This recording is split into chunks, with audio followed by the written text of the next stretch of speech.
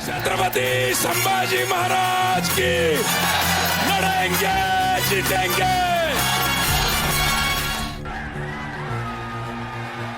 मनोज जरांगे का अनशन खत्म, आंदोलन सफल, सरकार झुक गई। लेकिन यह सब हुआ कैसे? एक दस्तावेज, एक 100 साल से भी पुराने सरकारी कागज ने पूरा खेल पलट दिया। इसका नाम है हैदराबाद गजेटियर।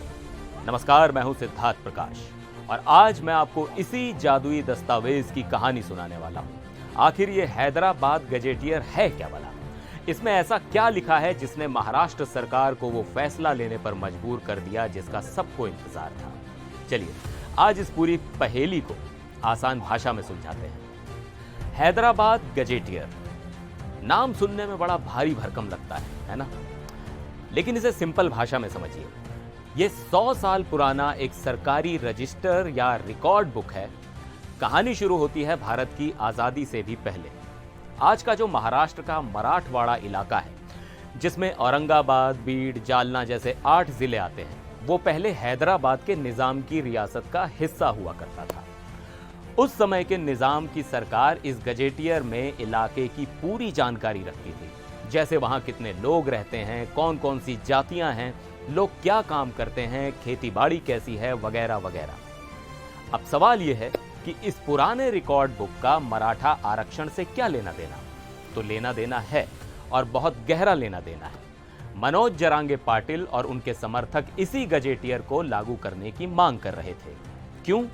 क्योंकि इस गजेटियर में एक बहुत बड़ा राज छुपा है।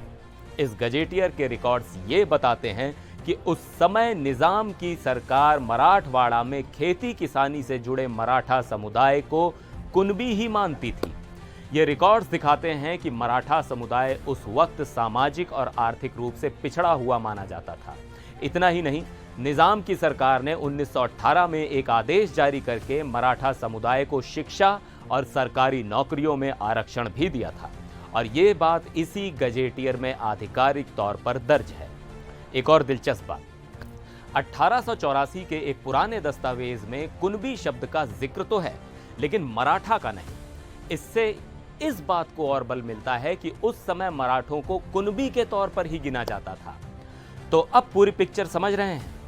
मनोज जरांगे की दलील यही थी कि यह गजेटियर एक तरह की टाइम मशीन है, जो साबित करती है कि मराठवाड़ा के मराठा असल में कुनबी ही हैं।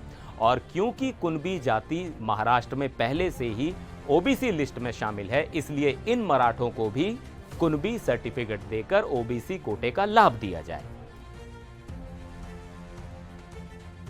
अब आपके मन में एक सवाल आ रहा होगा, तो क्या अब महाराष्ट्र के सभी मराठों को आरक्षण मिल जाएगा? नहीं, यहीं पर एक पेच है। सरकार ने सिर्फ हैदराबाद गजेटियर को मान्यता दी है। इसका मतलब है कि यह नियम फिलहाल सिर्फ मराठवाड़ा क्षेत्र के उन मराठों पर लागू होगा जो निजाम के दौर के इन सरकारी दस्तावेजों के आधार पर अपना कुनबी होना साबित कर पाएंगे। महाराष्ट्र के दूसरे हिस्सों जैसे पश्चिमी महाराष्ट्र के मराठों के लिए यह सीधे तौर पर लागू नहीं होगा। तो अब आप समझ गए होंगे कि यह हैदराबाद गजेटियर कोई मामूली कागज नहीं, बल्कि मराठा आरक्षण की लड़ाई का सबसे बड़ा सबूत, और वो चाबी बन गया जिसने 5 दिनों से बंद पड़े दरवाजे को खोल दिया। इसी एक दस्तावेज को आधार बनाकर सरकार ने जीआर जारी किया और मनोज जरांगे ने अपना अनशन खत्म कर दिया। इस पूरे मामले पर आपकी क्या राय है? क्या आप हैदराबाद गजेटियर के बारे में पहले से जानते थे? हमें कमेंट्स में जरूर बताइएगा। फिर मिलेंगे एक और वीडियो में, तब तक के लिए नमस्कार।